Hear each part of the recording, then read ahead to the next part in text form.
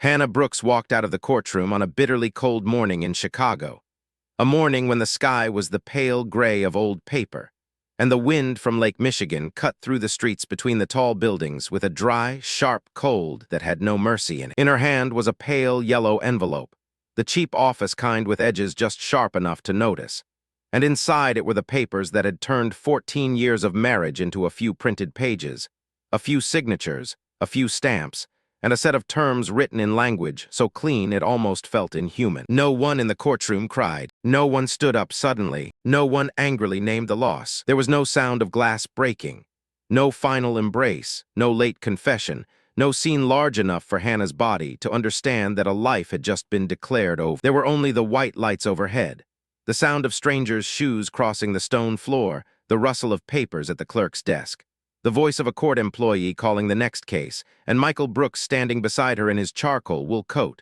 straight-backed, neat, polite, not cruel in any obvious way, but showing no sign of being a man who had just lost something once called a family. He held his copy of the paperwork as if it were a file he needed to take home and store, glanced down at his watch, then looked at Hannah with measured correctness. "Take care of yourself, Hannah," he said. His voice was gentle, not exactly cold, not exactly warm, the kind of voice that might make a stranger nearby think he was decent, civilized, mature, a man who knew how to end things without making them ugly. Hannah nodded. "You too," she was polite too. That was what chilled her later. Not that he was calm, that she was calm too. She was not acting. She was not trying to preserve her dignity. She was not swallowing tears so he would not see her pain. The answer slipped out smoothly, cleanly in the right place, like a social reflex trained for too long inside a marriage where every feeling had to pass through the filter of reason before it was allowed to exist. Michael looked at her for one more beat,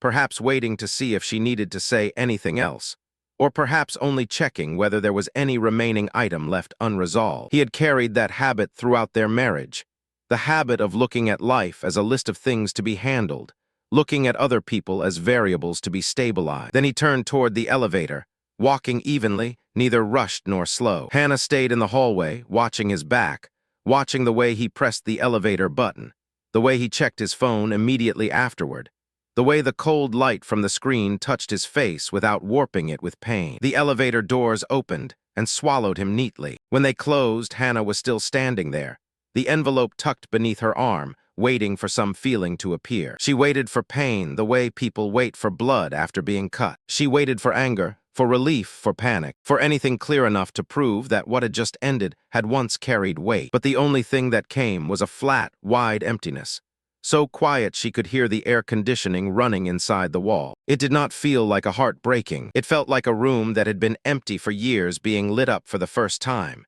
And the frightening part was that the room was not new. It had always been there. She had simply never looked long enough. A security guard standing near the entrance glanced over at her, not rudely, just with the practical look of someone who had seen a person linger too long in a place where no one stayed without a reason. Hannah started walking. She took the stairs instead of the elevator because she did not want to stand in a metal box with strangers, did not want to see her face reflected in the stainless steel walls, did not want to discover how normal she looked. Outside the courthouse, Chicago was at the end of February, old snow clinging in dirty gray strips along the curb, buses breathing out white smoke at the corner, pedestrians ducking their heads into scarves, their hands buried deep in coat pockets. Hannah pulled her collar higher and stood on the steps of the building, not knowing what she was supposed to do next. Before that day, she had imagined that the official end of her divorce would come with its own script. Maybe she would call Claire, her best friend, and break down in a taxi. Maybe she would go drink a glass of wine somewhere in the middle of the day, like women in sad movies did. Maybe she would go home, close the curtains, and sleep until morning. But the phone in her pocket did not vibrate. No one was waiting for a minute-by-minute update. Claire knew today was the final day. But Hannah had said beforehand that she wanted to be alone because she had believed grief needed privacy. Her mother had died 4 years earlier. Her younger brother, Ben, lived in Seattle, and that morning he had sent a short message. "Call me if you need." It was kind, but it opened another truth too. If she needed something, she had to know what she needed. And in that moment, Hannah did not know. She took a taxi back to her new apartment in Lincoln Square, a fifth-floor unit in an old building with a narrow hallway, hardwood floors that creaked softly underfoot. A slow elevator and windows looking down onto a street with a bakery, a dry cleaner, a small coffee shop, and a bare maple tree on the corner standing like an exhausted G-U-ard. The apartment was not ugly. If someone else came over, they might have called it cozy. It had a small living room, an open kitchen, one bedroom, a tiny office that could barely fit a desk and a bookshelf, and windows that caught the afternoon light rather beautifully. But to Hannah, in the first weeks after leaving the house in Evanston, it felt like temporary shelter for someone who had not yet decided what life she belonged to now. She had a gray sofa she had bought in a hurry, a small round dining table with 2 chairs, though she only used one, several boxes of books she had not fully unpacked, a standing lamp by the window, a new bed without the familiar dent where Michael used to sleep, and empty places on the walls where art should have gone, but she was not yet sure what she liked when no one was there to tell her which choice was timeless. When she got home after court, the apartment was so quiet that the sound of the key turning in the lock felt too loud. She set the divorce envelope on the dining table, took off her coat, hung it on the hook by the door, then stood in the middle of the living room. No one asked how court had gone. No one asked what was for dinner. There was no sound of Michael opening his laptop at the kitchen table, no voice reminding her that the electric bill was on autopay, no steady tone saying, "Don't let emotion make this more complicated than it needs to be." She was free from that voice. So why did the apartment not feel lighter? That night, Hannah did not sleep. She lay in bed with the lights off, the curtains not fully drawn, so the streetlight fell in a long stripe across the floor. From the apartment above came the sound of someone walking back and forth, the rush of water in the pipes, the distant breathing of the city behind the cold glass. She turned toward the right side of the bed out of habit, where Michael had slept for years, then remembered no one was there. The frightening thing was not that she missed him. The frightening thing was that his absence did not feel like loss. It felt like confirmation, as if the bed had always had only one person truly present in it, while the other had merely been a form of stability placed beside her, so the room would look complete. Hannah stared at the ceiling until nearly 3 in the morning, and the question began to appear, not loudly, not dramatically, but with the persistence of a drop of water falling again and again in the same place. If that had been love, why did none of this feel like something had just ended? If Michael had loved her,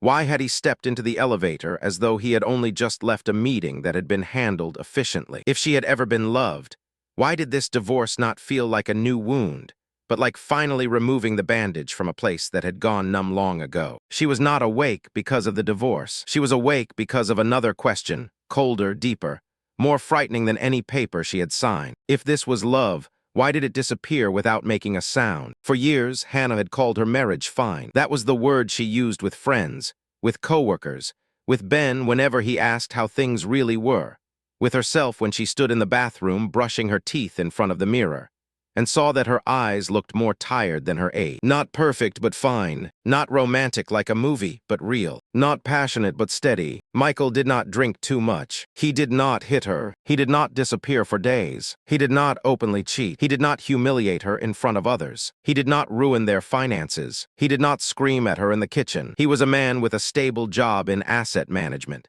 A man who read financial news in the morning, remembered to change the smoke detector batteries, always filed taxes early, always sent thank you notes after dinners with friends, always shook hands with the right amount of firmness, and could talk to anyone about interest rates, school, real estate, index funds, and new restaurants in the West Loop. People liked Michael, not in a loud, affectionate way, but in a trusting way. He seemed like a man built out of durable materials. Some women at Hannah's office used to tell her she was lucky. Michael seemed so solid, they said. Hannah would smile and nod, because she had used that same word to soothe herself. Solid, steady. After the unstable romances of her younger years, after an ex-boyfriend who called at 2 in the morning to apologize and disappeared again the next day, after a man who had made her feel as if she had to read his moods like weather, Michael had arrived like a house with a strong foundation. She had believed stability was a mature form of love. She had believed the absence of drama was peace. She had believed that a house not on fire must be a warm one. But when she looked back,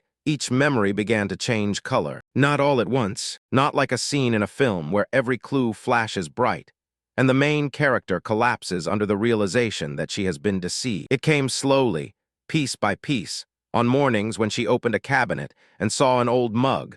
On nights when she reread text messages looking for insurance information.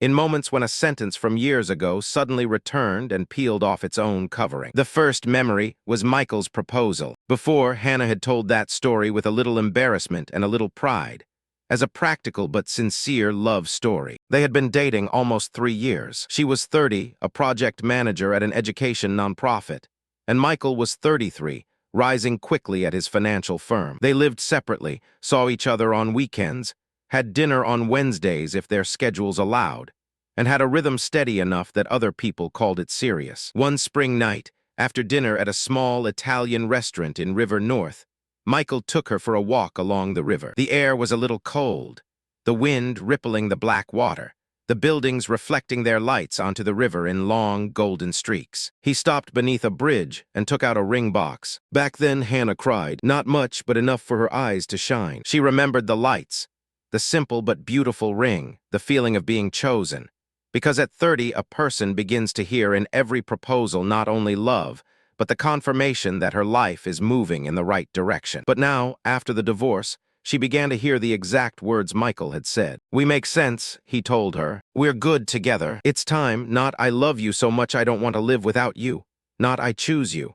Not you make my life larger. We make sense. We are logical. It's time." Back then, Hannah heard those words as maturity, as a kind of love that did not need performance. She had been proud that Michael was not the type of man who said enormous things and failed to live up to them. He was practical, certain, serious. She had told herself his proposal was like him, not ornate but lasting. But now, in the small apartment in Lincoln Square, Hannah sat at the dining table with a cold cup of tea, looking at the wedding ring she had removed and placed in a paper box in the drawer, and realized that maybe she had mistaken being chosen for convenience with being chosen for love. Michael had not proposed like a man who had found someone he could not bear to lose. He had proposed like a man deciding that a suitable structure had reached the proper time to be completed. She had not been a flame. She had been a room of the right size, a logical choice, a woman smart enough, kind enough, independent enough, and undemanding enough to be placed inside his life without making the system shake too much. After that memory, others began to open by themselves, like drawers long stuck finally sliding out, carrying the smell of old wood and dust. Hannah's 32nd birthday, the first year after they married. Michael forgot, not completely, not in the sense that he vanished, but forgot until her mother called during dinner to wish her happy birthday, and he heard it over speakerphone. After the call, he stood, grabbed his coat, and said he would be out for a minute. He came back with a bouquet from a convenience store and a small chocolate cake from Whole Foods. Hannah laughed then and said it was okay, because she could see he was embarrassed. Michael put the cake on the table, stuck one candle in it that he found in a drawer, tried twice to light it, and said, "You know I'm bad with dates." She had turned that into something charming. A man who was brilliant with money, but bad with dates. A lover without ornament. A small mistake by a dependable man. But now, looking back, she saw that the pain had not been in the forgetting. People forget. People are clumsy. The pain was in the fact that afterward, he did not want to know how she had felt. There was no make-up dinner, no later evening planned, because he genuinely wanted to repair the hurt. No apology that went beyond the logistics of quickly buying something. He placed an object over the emptiness and treated the emptiness as filled. When she said it was okay, he believed her immediately. Or worse, he chose to believe her immediately because it was convenient. Another time, Hannah wanted to paint the living room sage green. The house they had bought in Evanston had cold white walls, pale wood floors, large windows looking out onto a small backyard where, in spring, a purple bush bloomed even though no one cared for it. She wanted a little color, a little warmth, some trace of herself in the place they called home. She brought home 3 paint samples, taped them to the wall, and stepped back to watch them shift in the afternoon light. Michael came home from work, put down his bag, and looked at the wall the way he looked at an investment in danger of going the wrong direction. He said neutral colors were better for resale value. She laughed and said they had only just bought the house. They did not need to think about selling it yet. He said wise people always thought ahead. She handed him the color palette. He looked it over and frowned very slightly. Just slightly enough that if she reacted, she would look overly sensitive. It might feel dated in a few years. In the end, the living room stayed white. When friends came over, they praised how clean and bright the house felt. Hannah smiled. Michael stood beside her, his hand lightly at the small of her back, and said, "We like to keep things simple." He always used we after the decision had already been made. Before, she had thought that was the language of marriage. Now she saw it as a cloth laid over the disappearance of her own will. He did not say, "I like white." He said, "We like simplicity." And by doing so, he turned her surrender into a shared preference. Nothing in any of those memories was big enough to convict a man of not loving her. That was what made Hannah's pain so difficult to explain. If Michael had done something terrible, she could have placed all her hurt inside a single event. A night of betrayal, a message, a slap, a confession, a secret. But he had never given her that kind of clarity. Their marriage had not broken with an explosion. It had cooled like a room where the heat had been turned off long ago. But the people inside kept putting on more layers and telling themselves every winter was like this. Michael had not destroyed Hannah with violence. He had done something more frightening in a quieter way. He placed her life inside a reasonable system, then called every part of her that did not fit into that system emotional excess, impracticality, dissatisfaction, overthinking. Money was where Michael's control looked the most reasonable. He said he was better at it, and on the surface that was true. He understood interest rates, investments, taxes, insurance, retirement funds. Hannah was not foolish, but her work did not revolve around money. And after they married, she had felt relieved to have a husband who willingly handled the things that made many couples fight. At first, he simply suggested combining accounts to make tracking easier. Then he built a shared budget in a spreadsheet, green for fixed expenses, yellow for flexible ones, red for items that exceeded the plan. Then he proposed that her paycheck go into the joint account while she kept a monthly amount for personal spending. He said it was not control, only a system. Hannah agreed because the system made everything tidy. Bills were always paid. Savings grew. They were never charged late fees. They had an emergency fund, investment accounts, life insurance, retirement plan. Anyone looking from the outside would have called Michael responsible. But little by little, every decision Hannah made had to pass through a layer of explanation. A winter coat more expensive than usual, and Michael asked whether she really needed a weekend trip with Claire, and he said they had already gone over their dining-out budget that month. A gift for Ben when his first child was born, and Michael asked why she had to buy the most expensive version. An evening creative writing class, and he looked at the tuition and said, "It's not practical right now." Not practical. That was the phrase he used to close so many doors without ever locking them. A door called impractical makes the person who wants to walk through it feel childish before her hand even reaches the knob. Hannah had once wanted to go back to school, not to change her whole life dramatically, just a part-time master's program in education policy, something she had thought about before they married. She did not tell many people because she was afraid that once spoken aloud, the desire would become something she had to defend. One autumn evening in their 4th year of marriage, she placed the brochure on the kitchen table while Michael was reading the news on his iPad. Kitchen smelled like tomato soup. Leaves were falling in the backyard outside the window, and the light over the island made the brochure glow like a small possibility. She told him the program could help her move into a higher strategic role, maybe even one day consult for larger education organizations. Michael read through it not for long. "That's expensive. I know, and time-consuming. I know that too." He set the brochure down very gently, as if the gentleness proved he was not imposing anything. "I just don't see the return." Hannah felt her throat go dry. Not everything needs an immediate return. Michael looked at her with the patient eyes of an adult speaking to someone being led by emotion. "Hannah, you're doing well. You have a stable job. We just bought a house. This isn't the time to take on more debt or pressure.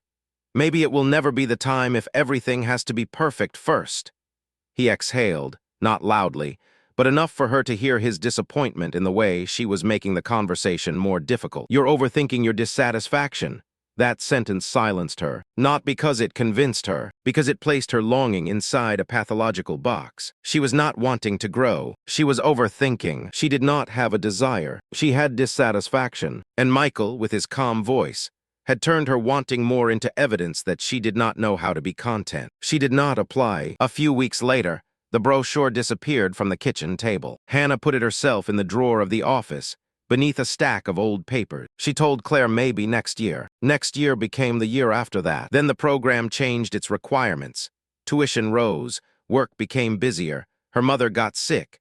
Then her mother died, and life continued the way it always knows how to continue even when part of a person is left behind at a crossroads. Every time she thought back, she told herself she had made the reasonable choice. But after the divorce, when she was clearing out an old box and found the brochure with its edges yellowed, Hannah sat down on the floor of her apartment, held it in her hand, and felt a quiet, deep ache. Michael had not forbidden her. He never needed to forbid her. He only needed to build enough reasonable arguments around her desire that she would set it down herself.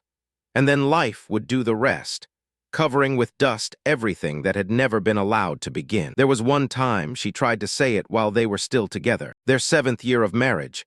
A rainy November evening, salmon, salad, and white wine on the kitchen table. Hannah was tired then from work, from the first signs of her mother's illness, from the feeling that her life had tracks but no scenery, that every day was well managed but not deeply lived. She said very quietly, almost without looking at Michael, "Sometimes I feel like I've gotten smaller." Michael looked up. Smaller how? She did not know how to explain it, because how does a person explain that she has a house, a husband, a job, insurance, a vacation every year, and still feels that every part of her with color is being slowly wiped out of her life? Like I don't ask myself what I want anymore. I only ask what makes sense. Michael set down his fork. Is that because of me? The question sounded open, but it had a sharp edge. Hannah immediately felt she had to protect him from her own feeling. I'm not saying that, but you're implying it. I'm just trying to tell you how I feel. He looked at her, not angry, only distant. I think you sometimes confuse stability with limitation. She went quiet. He continued, his voice soft but firm. Some people spend their whole lives trying to have what we have. A house, work, safety, no drama. And you're sitting here telling me you feel smaller. Hannah felt ashamed. That was Michael's talent. He did not need to call her ungrateful. He only had to place her dissatisfaction beside real privileges, then let her conclude for herself that she was selfish. That night she apologized, not because she was entirely wrong, but because she could not bear the feeling that she might be hurting the man who was only trying to give them a good life. Later, she would remember that apology as one of the times she had locked the prison door from the inside. Her mother's death was one of the periods that made Hannah realize Michael could do everything right and still not be there. Her mother, Elaine, had pancreatic cancer and declined quickly over 6 months. Michael drove Hannah to the hospital. He spoke with the insurance company. He called the funeral home after Elaine died. He researched pricing, organized invoices, printed the obituary, reminded Hannah to eat a sandwich in the waiting room. People praised him. Claire hugged Hannah at the funeral and said Michael was truly steady. Hannah believed that too, because without him she did not know whether she would have been clear-headed enough to handle each task. But one night after the funeral, when everyone had gone home, when the house in Evanston was filled with sympathy flowers already beginning to wilt, Hannah sat on the edge of the bed and said, "I don't know what to do with this grief." Michael was taking off his tie in front of the mirror. He looked at her through the reflection. "It'll take time, I know, but it feels like something has been ripped out of me."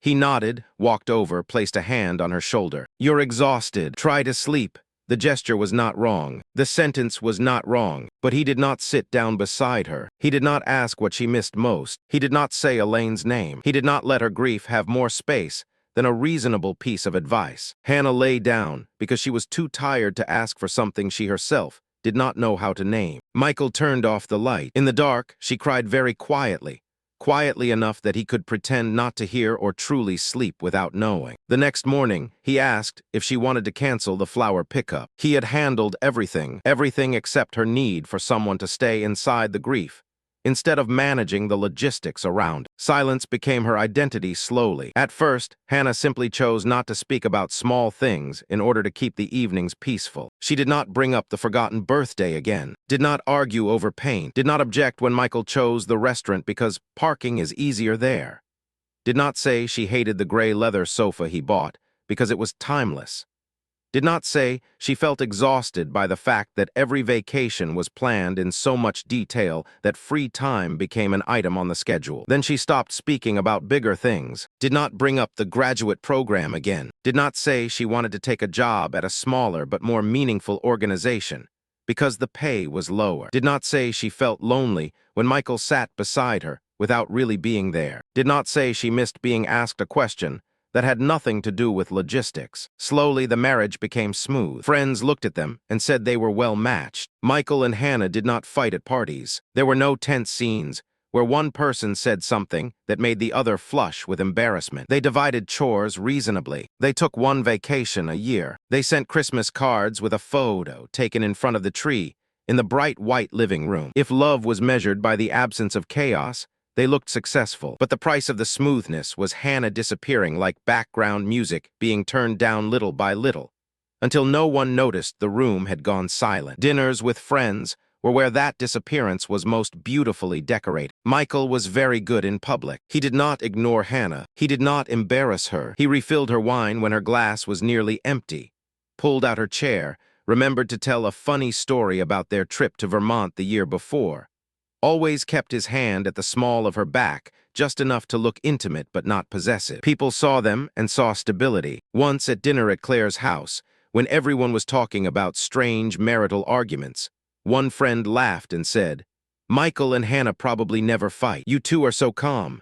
Michael smiled and glanced at Hannah. "We don't see the point in drama." Hannah smiled too. The sentence sounded like a compliment to both of them. But on the way home, when she mentioned that sometimes arguing was not necessarily drama, Michael put the keys in the bowl by the door and turned to her with mild surprise. "I didn't mean anything by it." "I know. Then why bring it up? Because sometimes I think we don't fight not because everything is fine, but because I've stopped bringing up anything that might make us fight." He took off his coat and hung it up. "That sounds like something Claire would say." A small sentence, but enough to turn Hannah's feeling into outside influence. As if she felt uneasy, someone else must have put the thought in her head. She did not continue. A few minutes later, Michael asked if she wanted to watch an episode of a show, and she nodded. They sat beside each other on the gray leather sofa, looking at the screen, not touching. From the outside, it still looked like peace. When Michael asked for a divorce, there was no other woman at the door. No email discovered. No enormous fight that shook the walls. It was an October evening, almost a year before the court hearing. They were sitting at the dining table, eating soup Hannah had bought prepared because they had both come home late. Kitchen was clean, the sky outside had gone dark early, and on the table were 2 bowls of soup, 2 slices of bread, and a pitcher of water. Michael set down his spoon, wiped his mouth, and said, "I don't think this is working anymore." Hannah remembered looking at him, waiting for pain. But pain did not come right away. There was only a tired recognition, as if someone had finally spoken, allowed something that had been between them for too long. "What do you mean?" she asked, though she understood. Michael looked at her with a serious, polite expression. "We've become functional, not connected, functional." The word should have accused them both, but in Michael's mouth, it sounded like an assessment of a system that was no longer efficient. He said they had tried. They did not hate each other. There was no need to make this ugly. He thought it was better to separate, while they still respected each other, than to wait until resentment grew. Hannah listened and felt a space open under her feet, but not a chasm. Only a basement she had always known was there. She asked, "Do you still love me?" Michael was silent longer than a husband should be. Then he said, "I care about you." That sentence hurt her then, but it was not yet clear enough. Later, it became a shard of glass in her chest. "I care about you." He cared about the plants in the house with the same word. He cared about retirement funds, car maintenance, dental appointments, the house not losing value. But love, when asked for directly, did not appear. Even the divorce happened in Michael's style, organized, quiet, on schedule. He hired a lawyer first, but informed Hannah in a respectful way, as if preparing in advance showed he was protecting both of them from chaos. He suggested mediation to avoid cost. The assets were divided fairly on paper. The house was sold. Furniture was divided by list. He did not fight her over her books. She did not fight him over his speakers. They discussed accounts the way they had grown used to discussing logistics. During mediation sessions, Hannah sat across from Michael in a conference room with a pitcher of water and a box of tissues. But no one used the tissue. The lawyers sometimes looked at her, as if waiting for an emotion. Hannah did not have one, or she did, but it lay too deep beneath years of silence to know the way out. Once, the mediator asked whether she wanted to keep the house. Hannah looked down at the asset list. The house in Evanston, with the white living room, the gray sofa, the clean kitchen, the backyard with the purple bush, the stairs where she had once sat crying after her mother's funeral.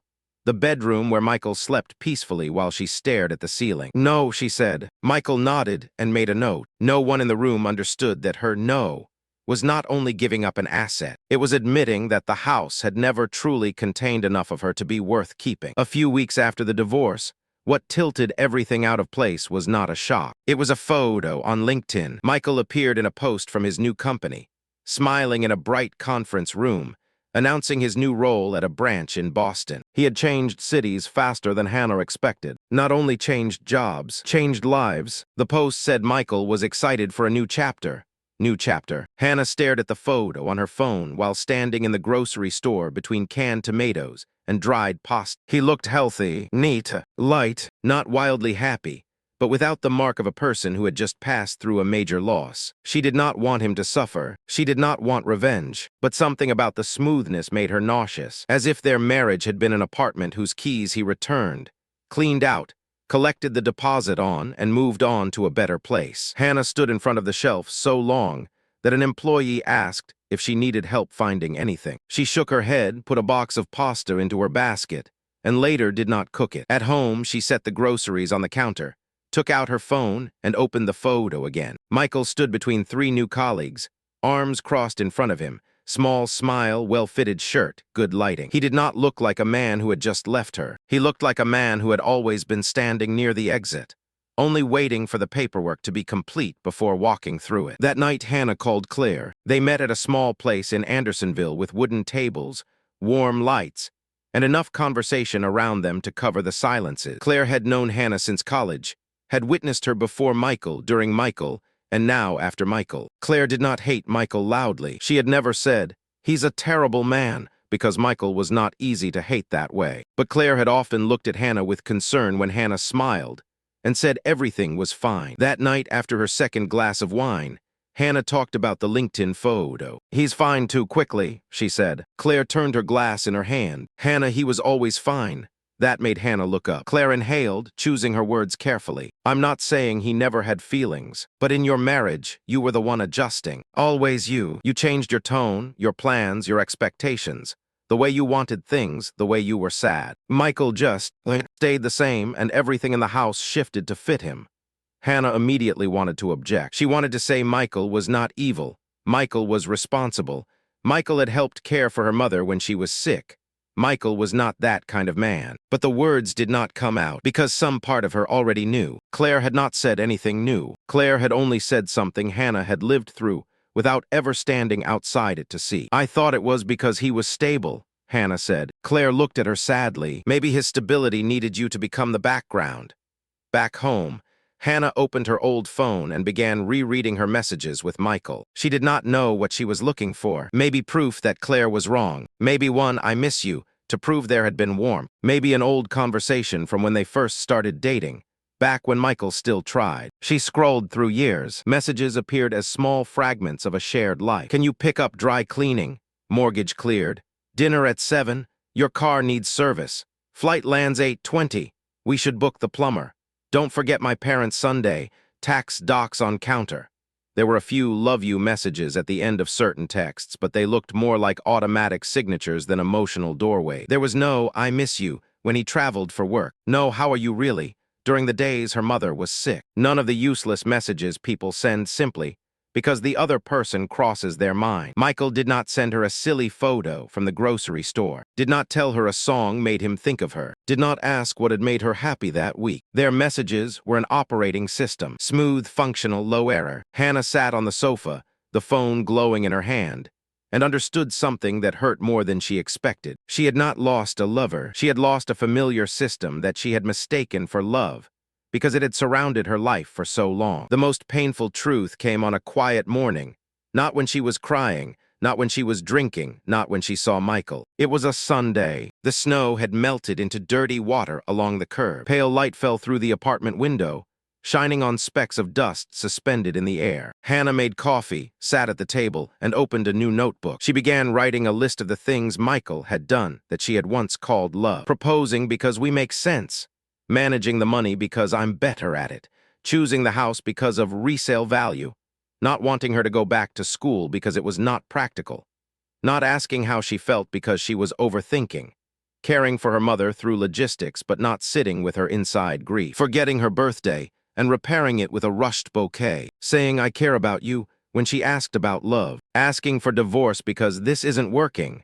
She reached the 12th line and stopped, not because there were no more memories, because the memories were beginning to look alike. They all had the same shape. Michael did not need her to be herself. He needed her to be a piece that fit neatly inside the life he had designed. He did not dislike her desires because they were bad. He disliked them because they made the system tilt. He was not cruel in the sense that he wanted to break her. Maybe he did not even understand what he had done. That did not save her. Sometimes people do not have to hate you to make you disappear. They only have to love your convenience more than your real self. Hannah set down the pen, wrapped both hands around her cold coffee cup, and the final truth entered her not like lightning, but like ice water being poured slowly into her chest. Michael had never loved her in the way she believed. Maybe he valued her. Maybe he saw her as suitable, reliable, kind, easy to live with, capable. Maybe he had felt some form of attachment, some form of satisfaction, some form of pride when introducing her as his wife. But love, if it meant a living curiosity about another person,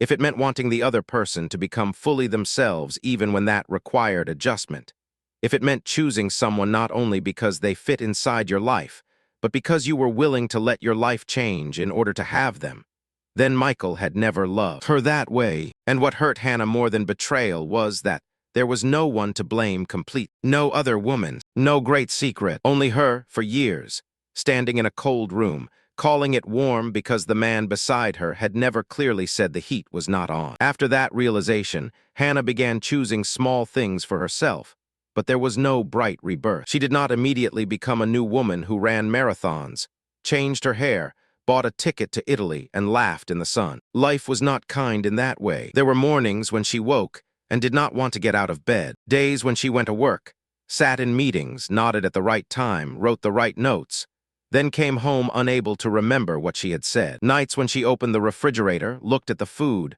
closed it again, and ate crackers standing by the sink. Times when she heard a couple having a small argument on the street and felt strangely jealous, because at least they still had enough fire to collide. She started by buying a deep blue reading chair, a color Michael would have called difficult to match. She placed it beside the apartment window, where the afternoon light was good. She signed up for an evening writing class at a community center.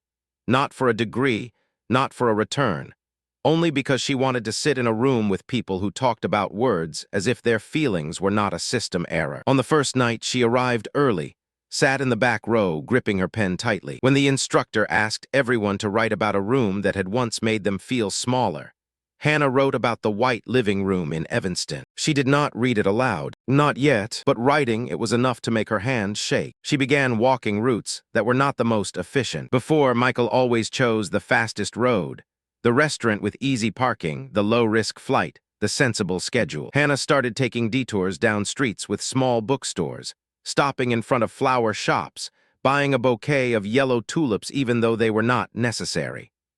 The first time she bought them, she almost heard Michael's voice in her head asking if they were really worth the money. She bought 2 bouquets, not as a victory, but as an act of resistance against a voice that had lived inside her so long it had begun pretending to be reason. She brought the flowers home, put them in a cheap glass vase, and set them on the little dining table. They brightened the apartment like something serving no purpose, except that she wanted to see them. She stood there for a long time. Then she cried, not because of the flowers, because she realized how many years she had needed a reason to like something. 2 months later, she ran into Michael by chance at a coffee shop near the Loop. Hannah had gone there at midday because she had a work meeting nearby. She was waiting for her latte when she heard his voice behind her. Hannah, she turned. Michael stood there in a black coat and gray scarf, looking almost exactly as he had before, except his face seemed slightly strange because it no longer belonged to her life. He looked surprised, then smiled politely. I didn't know you still came here. She was polite too. Occasionally, he asked how she was. That question, if it had come years earlier in their marriage,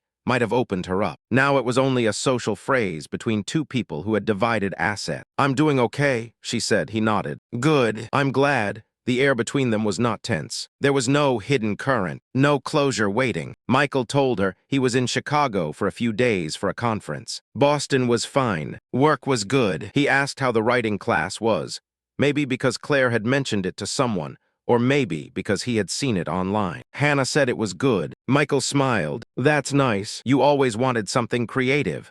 The sentence should have been harmless, but Hannah felt it move through her like a cold wind. You always wanted. He had known. All those years, he had known she had always wanted something creative.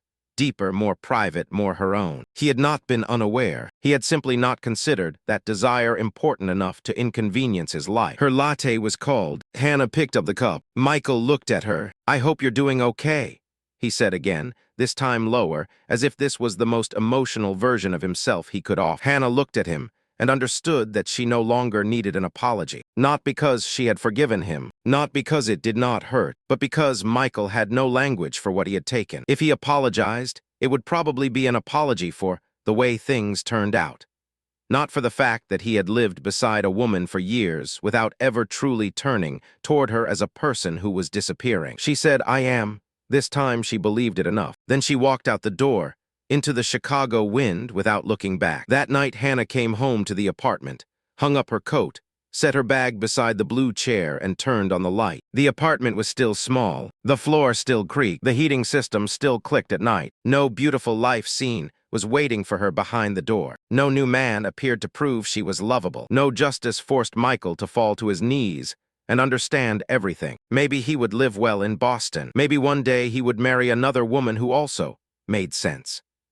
Maybe he would build another stable, clean life admired from the outside, and never understand that his stability had once been paid for by someone else making herself smaller. Hannah could not control that. All she had was the small apartment, the blue chair, the Thursday night writing class, a bouquet of tulips drooping slightly in the vase, and the cold truth she could not leave behind. Divorce did not break Hannah. The truth did. Divorce only took away the outer structure, the shared name on documents, the house in Evanston, the joint account, the polite dinners, the Christmas card. The truth took away the entire way she had narrated 14 years of her life. It forced her to look back at the moments she had once called affection and see convenience, control, and absence packaged as peace. Some endings do not hurt as much as realizing you were not leaving love, but a misunderstanding that had lasted long enough to take the shape of a family. Hannah survived, but she did not return to the woman she had been. A certain softness in her went quiet and died. Not loudly, not dramatically in a way others could easily recognize. She was still kind, still worked, still answered emails on time, still smiled at the barista, but she no longer mistook absence for peace so easily. No longer heard a man say, "We make sense," and confused it with "I choose you." No longer felt proud of asking for little. No longer took not being publicly hurt as proof that she was loved. On cold Chicago nights, when the wind touched the apartment windows and the city outside glowed with other people's lit rooms, Hannah sometimes still felt a heavy pain beneath her ribs, not sharp, not new, but enduring. It did not disappear. It simply became part of the way she understood love from then on. And that was the coldest part. Not that Michael had left, not that the marriage had ended, but that Hannah finally understood that throughout all the years, she had tried to hold on to something called love.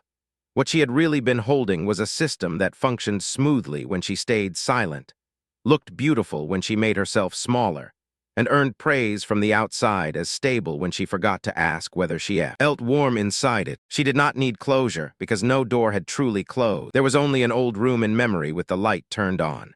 And under that light, everything she had once called love lay still, cold, clear, and impossible to return to its old shape.